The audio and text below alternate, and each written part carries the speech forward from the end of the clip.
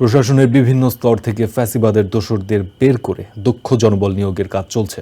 এ ব্যাপারে তথ্য দিয়ে সহায়তা করার আহ্বান জানিয়েছেন যুব ও ক্রীড়া উপদেষ্টা আসিফ মাহমুদ সজীব ভূঁইয়া।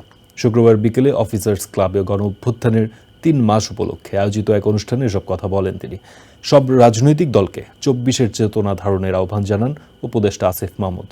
অন্যদিকে অন্তর্বর্তীকালীন সরকার সংস্কার বেশি করতে গিয়ে রাষ্ট্র পরিচালনায় ভুল করছে বলে দাবি করেন আমার দেশ পত্রিকার সম্পাদক মাহমুদুর রহমান।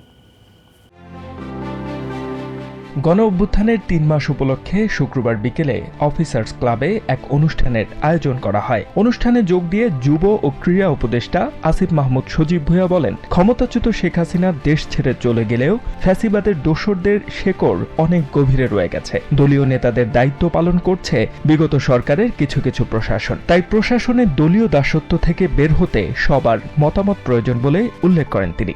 তাদের পলিসি ডিসিশনগুলোই ছিল জনবিরোধী, গণতন্ত্র হত্যাকারী এবং মানুষের জীবন নেওয়ার মতো পলিসি ডিসিশন তারা দিয়েছেন।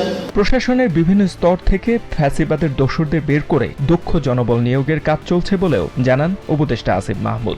এর আগে সকালে সৈয়দপুর বিমানবন্দরে পৌঁছে দৈনিক আমার দেশ পত্রিকার সম্পাদক ও প্রকাশক ডক্টর মাহমুদুর রহমান বলেন, মিডিয়াতেও ফ্যাসিবাদের প্রেতাত্মা আছে। ফ্যাসিবাদের প্রেতাত্মাদের বিরুদ্ধে সকলের সম্মিলিতভাবে লড়াই করতে হবে। পাশাপাশি সংবাদপত্র যেন সত্য কথা তুলে ধরতে পারে, সেজন্য সরকারকে সহযোগিতা করারও আহ্বান জানান তিনি। অন্তর্বর্তীকালীন সরকার সংস্কার বেশি করতে গিয়ে রাষ্ট্র পরিচালনায় ভুল করছে বলেও অভিযোগ করেন মাহমুদুর রহমান। তিনি আরো বলেন, বর্তমানে উপদেষ্টা পরিষদে যারা রয়েছেন তাদের মধ্যে বেশিরভাগই সুযোগ সন্ধানী ও তাদের মধ্যে অনেকেই বিগত সরকারের আমলে আনন্দে ছিল বলেও মন্তব্য করেন মাহমুদুর রহমান।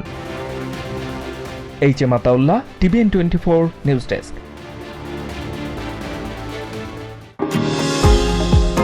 নিউ ইয়র্ক থেকে সম্প্রচারিত TVN 24 টেলিভিশন বিশ্বজুড়ে বাঙালির কণ্ঠস্বর।